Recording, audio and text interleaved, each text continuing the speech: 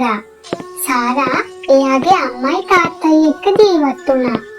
සාරගේ අම්මට අංශභාගය හැදිලා එක්තැන් වෙලා හිටපු නිසා ගෙදර වැඩපෙළ ඔක්කොම කරන්න උනේ මේ සාරටම තමයි.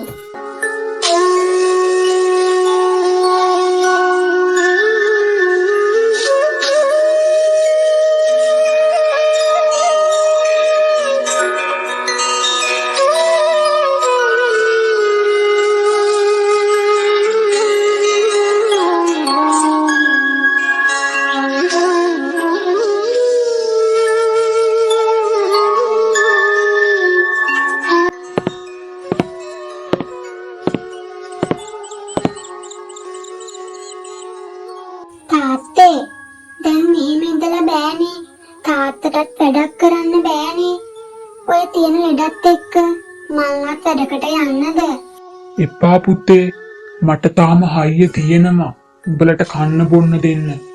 ගෙදර තියෙන වැඩක් කරගෙන මගේ දුව ඉන්නකෝ. ගෙදර සල්ලි ප්‍රශ්න ගැන මම බලා ගන්නම්. ඒ වුණාට තාත්තේ මටත් දැන් අවුරුදු 20ක් නේ. මං කොහොමද තවත් ඔයාලට බරක් වෙන්නේ? අපි දැන් මොකද කරන්නේ තාත්තේ? අපි ජීවත් වෙන්නේ කොහොමද? බය නැතුව ඉන්නකෝ. මං ඉන්නවනේ තාම.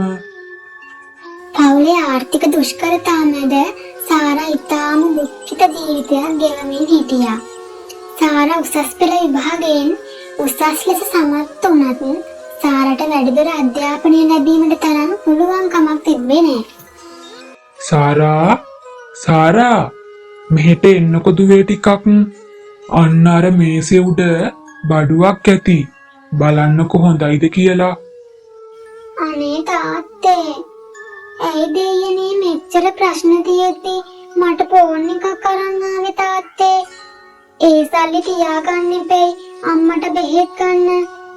තාත්තා අවුවේ නියරවල් කොටලා එක එක්කෙනාගේ කුලිය වැඩ කරලා ගත්ත සල්ලි ඇයි මෙහෙම වියදම් කරන්නේ තාත්තේ? ඔයාගේ වයසේ අනිත් හැමෝටම ෆෝන් එකක් තියෙනවනේ පුතේ. මගේ කෙල්ල අනිත් ළමයි ඉස්සරහා ලැජ්ජ වෙන්න ඕනේ නෑ මේ තාත්තා ඉන්නකම්.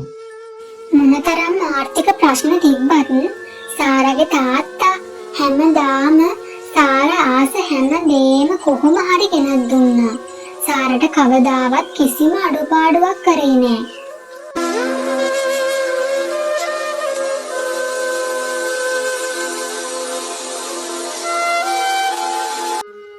ඕ කියන්න රාදා.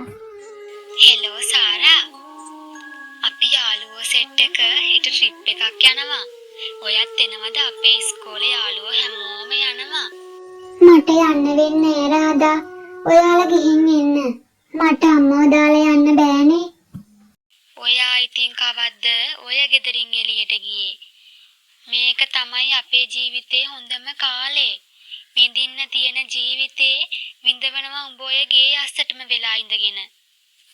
ඔයාලා පරිස්සමෙන් ගිහින් එන්න. මං කියන්නම් රාදා. බුදු සරණයි.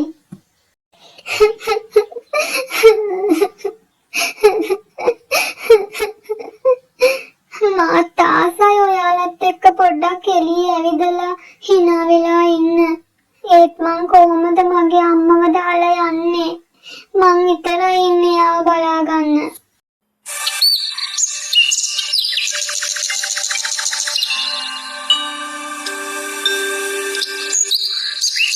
ඔන්න ඔය වගේ සාරට ප්‍රශ්න පිට ප්‍රශ්න ආවා. එයාට හිටපු හොඳම යාළුවෝ එයාගෙන් ඈත් වුණා.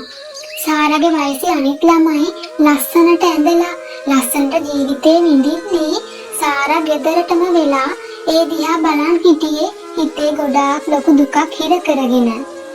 ඒත් සාරට කවදාවත් අම්මව බලාගන්න එක වදයක් උනේ නෑ. එයා හරි ආසාවෙන් අම්මව බලාගත්තා.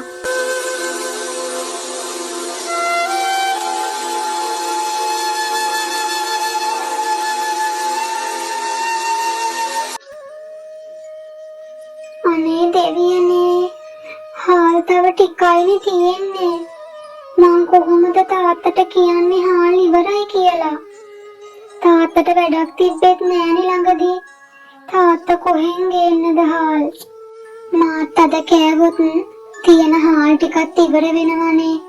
මට පුළුවන් වතුර ටිකක් බීලා බඩ පුරව ගන්න. හැබැයි ඔයාලා බඩගින්නේ ඉන්නා මට බලන්න බෑ තාත්තේ. තාත්තේ බත් කන්න එන්න.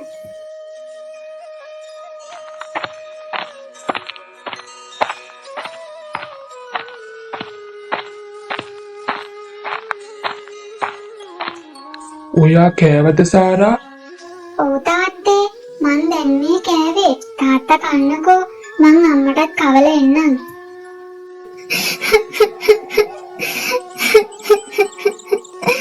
මට බඩගිනි අම්මේ. මං කොහොමද සල්ලි හොයන්නේ? මං හරි ආසයි තාත්තේ ඔයාව රජෙක් වගේ තියන්න. අම්මා ආස හැමදේම ගෙනත් දෙන්න ආසයි. ඒත් මං කොහොමද දෙවියනේ දේවල් කරන්නේ? අනේ දෙවියනේ හාල් ඉවර වෙලානේ. මන් දැන් මොකද කරන්නේ? මොනා කරන්නද ඉතින්? බැනුම් අහන්න හරි සුනිල් මුදලාලිගේ කඩේ පැත්තේ ගිහින් ණයට හාල් ටිකක් ඉල්ල ගන්න බලන්න ඕන. ගෙදර හාල් ඉවර වුණ බව දැනගත්ත සාරගේ තාත්තා ණයට හාල් ටිකක් අරගන්න කියලා හිතාගෙන ගමේ සුනිල් මුදලාලිගේ කඩේ පැත්තේ ගියා.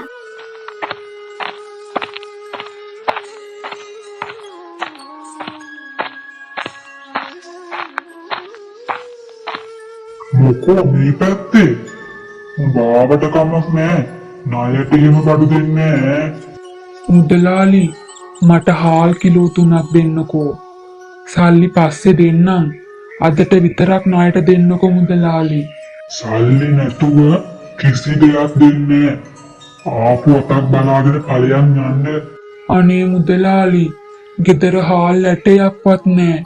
අද රැට කන්නවත් හාල් නෑ. මම පුළුවන් ඉක්මනටම සල්ලි ආපහු දෙනවා. අදට විතරක් දෙන්නකෝ. මුදලාලිට පින් සිද්ධ වෙයි. ලබන සතියේ සඳුදා වෙද්දී උඹ මේ පොතේ තියෙන ණය ඔක්කොම ගෙව්වේ නැත්තම් මම මේ ණය දෙගුණ කරනවා. අදට විතරක් හාල් ටිකක් දෙන්නම්. පුළුවන් ඉක්මනට ණය ගෙවන්න ඕන. සල්ලි කියන දේ අහිංසක මිනිස්සු කොච්චරනම් අසරණ කරනවද? සාරගේ තාත්තා මුදලාලි දුන්න හාල් ටිකක් අරන් ගෙදර ගියා. අනේ මං මොකද දැන් කරන්නේ? මං කොහොමද මේ ප්‍රශ්න විසඳන්නේ? ඇයි දෙවියනේ මෙච්චර හොඳින් ජීවත් වෙන අපිටම මෙච්චර කරදර එන්නේ? මං කොහොම හරි ගෙදර ඉඳන් කරන්න පුළුවන් ජොබ් එකක් හොයා ගන්න ඕන.